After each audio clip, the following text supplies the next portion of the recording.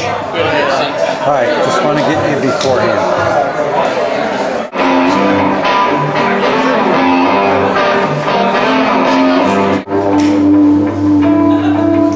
Another round of applause for Leslie. We're both just jaw-dropped at the avenue in which they were able to find their way into the theme, and that is definitely the case with the next story. So ladies and gentlemen, please join me in welcoming Suzanne Hoxsey onto the stage.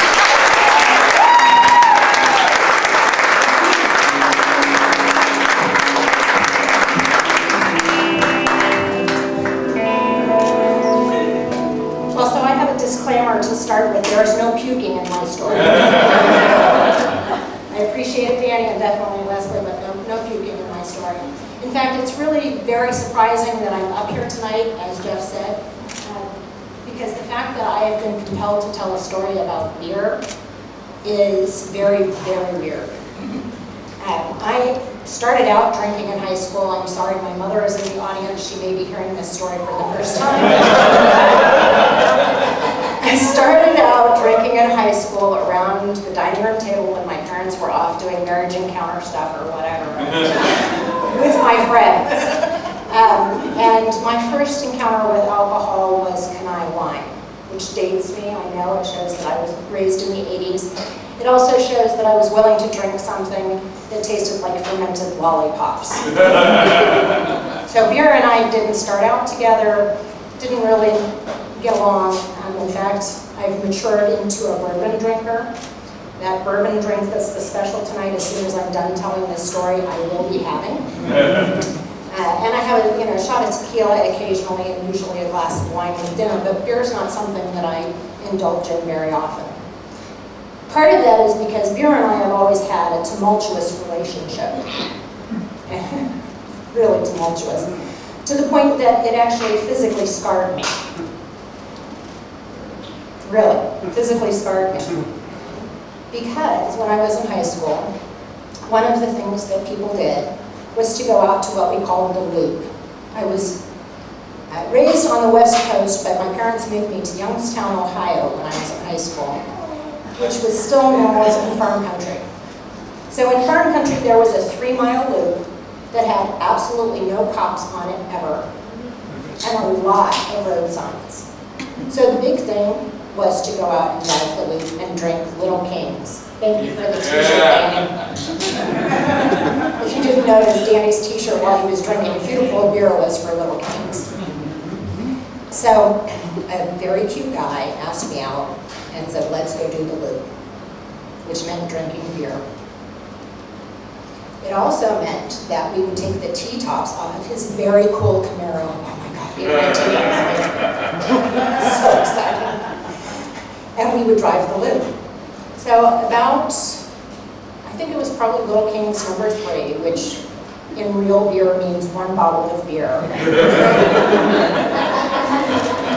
I finally got enough courage to stand up on the seat and throw a bottle at one of the road signs. Very first time, hit it dead on. Had to come back and hit me.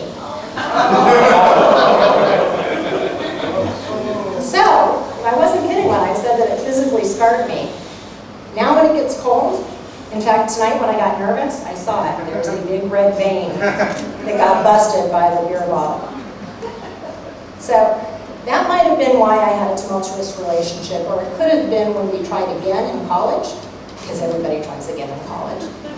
And I was an RA in charge of the beer tickets at a fundraiser.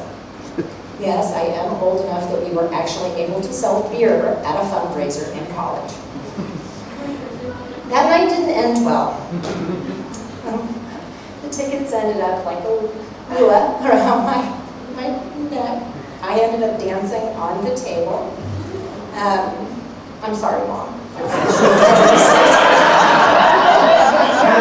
Thank God for the lights, I can't see her face. I ended up dancing on the table. I was told that I was put to bed by my friends. I know that I had to clean the sheets the next day because I was put to bed by my friends. And it was about 2 weeks later that I found my shoes. Beer and I did have some fun though over the years. I mean, I'm almost 50 years old, so every once in a while something good shows up. One of the very fun times was when I was working as a bouncer I've done it more than once here, at the Northside 4th of July Festival, and I carted Katie Lang. And I couldn't even use the excuse that it was because she didn't have her show makeup on. Because Katie Lang never wears any makeup. The other fun time that was actually more recent that I really enjoyed was when my daughter turned 21 and I got to buy her first legal beer. I swear it was my first one.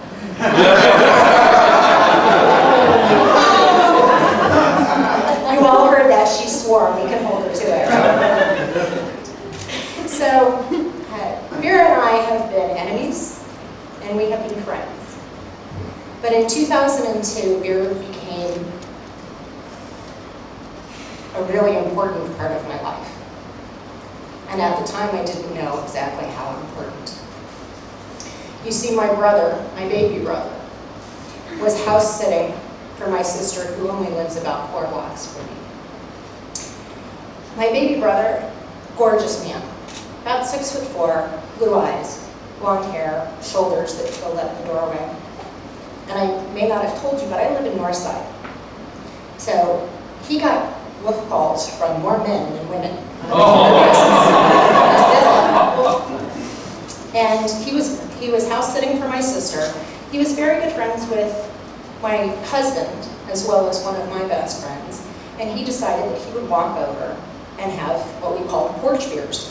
I would drink wine, but he and my husband would drink beer. So he walked those 4 blocks with his little tiny Pekingese. He couldn't find the leash for the Pekingese. My sister happens to be a handwork teacher, so she has lots of yarn in her house.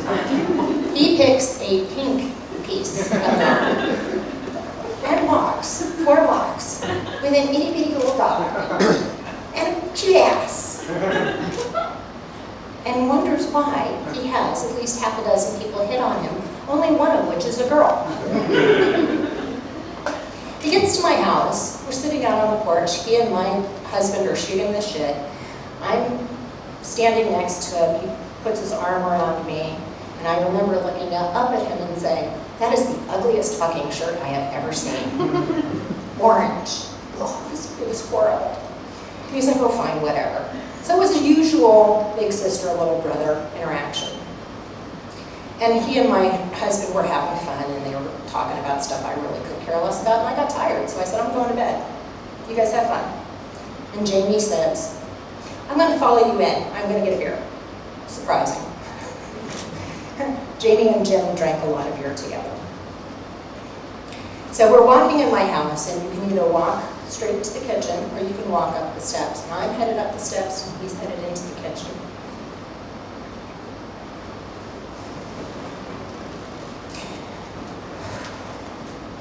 And for reasons I still do not understand, I stopped on the 3rd step and looked down at my brother, which was the first time I had been able to do that since I was 13, and said to him,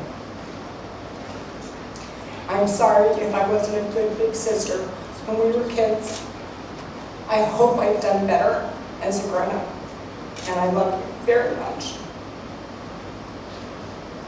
And Jamie looked up at me and said, "Ah, shut up and go to bed."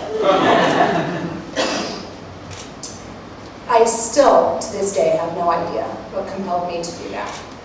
And I knew something special had happened, but I didn't realize just how special that was that evening.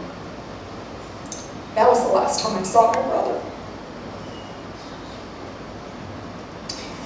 Less than 3 weeks later, he went to sleep watching TV and never woke up.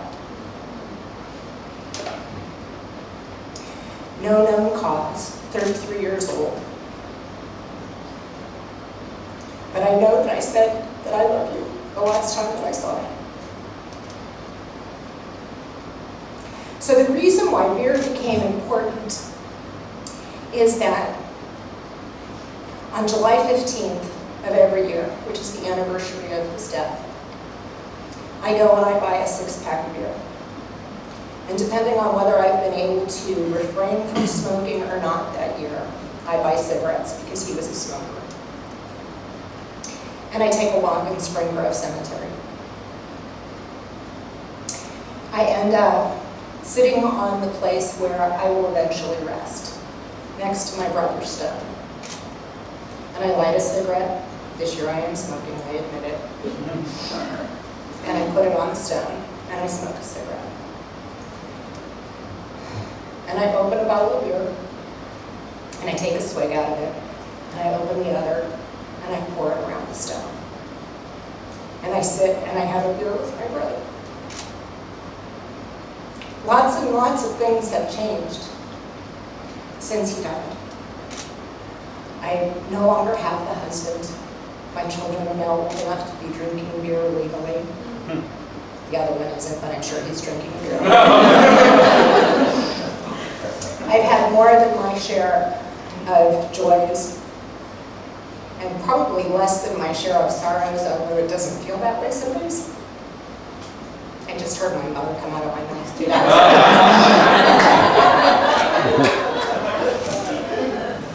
But when I sit with my brother on July 15th, I tell him everything that's going on. And I let him know how much he's missed. And the fact that I don't have beer very often, but when I do, I always think of